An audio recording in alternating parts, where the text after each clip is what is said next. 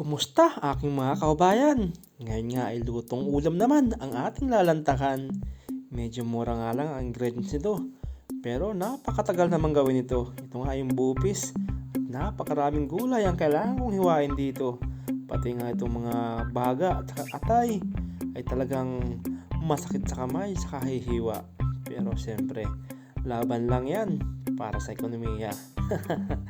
At yan, sinimulan ko nang hiwain itong baga na pinakuluan ko. Baga ito ng baboy, syempre. Pero syempre, pwede rin naman ang baga ng baka. Siguro, mas masarap yun sa sunod. Siguro, susubukan natin gawin yun. Gawa ng may mga nabibili naman dito sa Central Market. Yan, dito nga talaga ko nainip na sa paghihiwa. Yan, kita nyo. Ang lalaki ng pinagagawa ko. Dahil may gagawin ako dyan, i-blender ko na lang para mas mabilis. Pero sigurado malamang uusok na naman ang blender ko dito. Ilang ikot nga lang gagawin ko dito, hindi ko masyadong pipinuhin. Baka naman hindi maging giniling na. At yan nga sa tingin ko ay parang okay naman ang kinalabasan. Naging okay naman yung ating blender, hindi umusok. Kaya yan, isang salang pa. At pagkatapos nga yan, ilipat ko na lang sa isang lagayan dahil medyo marami talaga itong ating gagawing bupis ngayon. Grabe, kung anong minura nung bupis na gagamitin natin, nalulutuin natin, ay siya naman tagal mag-prepare ng mga ingredients tulad nito. Yan, napakatagal hiwain, plus pa yung mga gulay. So yan, natin ang blender para mas madali, tapos mas pinong-pino.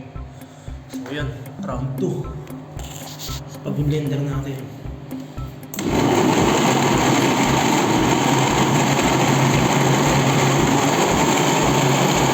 Umuusok na yung blender natin, walang yan. Pero okay na, tama na to. Baka matuluyan yung blender natin. Wala tayong magamit. Nakita nyo naman, mga hiniwa ko, napakarami yan. Ang carrots, radish, tapos ito.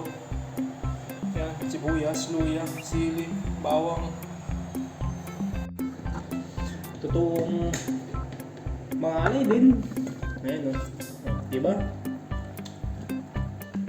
Sakto bukas ay may pasok na panggabi. Hindi tayo hindi na magkakapeterya. Meron tayong pang ulam, di ba? So, ngayon tayo nagluluto na. At mag-alas na, magpapasok na yung mga panggabi, magluluto na rin yun. So, let's go na.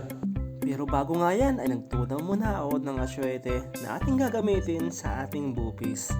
Tamang gisa lang ng sibuyas sa bawang. Nilagyan ko na rin ng luya sa sili para yung anghang ay manuot na. At pagkatapos ng mag-golden brown itong ating mga rekado, ayan, sinunod ko na itong ating meat na napakarami. Nasa 2 kilo yata ito. Hindi ko alam kung mauubos to. Pero okay lang kung hindi man ito maubos. May pasok naman tayo at nalanginitin pang ulam natin. Total, hindi na tayo magkakapeterya ngayon. Magbabaon na lang tayo para kahit paano ay makatibid tayo. Ayan nga, kita-kita nyo naman. Halos mapuno yung ating lutuan. Medyo malaki na yung steamer ko na yan. Pero yan, halos mapuno siya ng ating lutuing bupis ngayon. Sana nga lang talaga ay maubos. Pero hindi man, sabi ko nga, ay okay lang din. Siyempre, at nang isunod dyan ang patis para yan manood na agad yung lasa. Patis ang ginagamit ko sa mga ganito kaysa sa asin, pero okay lang din naman. Kanya-kanyang trip lamang yan. Siyempre, pagkatapos ay kunting mekos-mekos lang yan at mamaya ay at nang susunod yung mga gulay na ating sasahog dito sa ating bupis. At yan, at nang sunod ang carrots na napakarami saka itong radish. Yan, gumanda na yung kulay, mukhang bupis na talaga. Parang pwede niya magtayo ng karinderya pag uwi ko ng Pilipinas. Kunting practice pa at nang tayo sa pag-uwi ay bihasa na. Ayan kitang-kita nyo naman bupis na yan mga gar. Kunting mekos-mekos lang yan. Kunting pakulo, rekado, pampalasa. Yari na yan. 1-2 nga pala ang per order niyan. Siguro dadamihan ko na lang ang takal kasi ang dami naman ito. Baka hindi ko rin talaga maubos. At syempre, hindi mawawala sa bupis ang red bell, green bell at may yellow pa nga yan. Dagdagan ko pa para mas gumanda yung kulay. Siyempre, mas marami, mas masarap. Yan, isalpak na natin lahat yan para mas manuot yung lasa sa ating bupis. So nga pala mga gar, hindi ito tutorial. Pinapakita ko lang dito kung paano tumiskarte sa ibang bansa na kahit may sahod tayo, ay huwag tayong umasa sa ating sinasahod. Kung kaya nating sumideline, dumiskarte para kahit paano yung ating mga pang-grocery ay hindi natin bawasin sa ating sinasahod. Kumbaga, para makasave tayo kahit paano, kasi hindi naman tayo habang buhay ay nandito sa abroad para ba mas mapabilis yung ating pag-uwi, makasama natin yung ating mga pamilya. Siyempre, hindi man ang ating gusto kaya tayo nandito sa ibang bansa ay para makapag-save ng pera, makaipon, makapamuhay ng kahit paano ay makaranas ng konting karangyaan. Tulad ko na lumaki sa kahirapan, yan, isa lang din ako nangangarap kaya ako'y nagpabalik-balik na rin sa ibang bansa para kahit paano ay makaranas ng konting kaginhawahan. Ay inay, nagdrama pa po ang probinsyano at yan, kunting mikos-mikos na lang itong ating bupis ay yari na to, kunting pakulo na lang at yan, ipopost na natin mamaya sa ating group chat.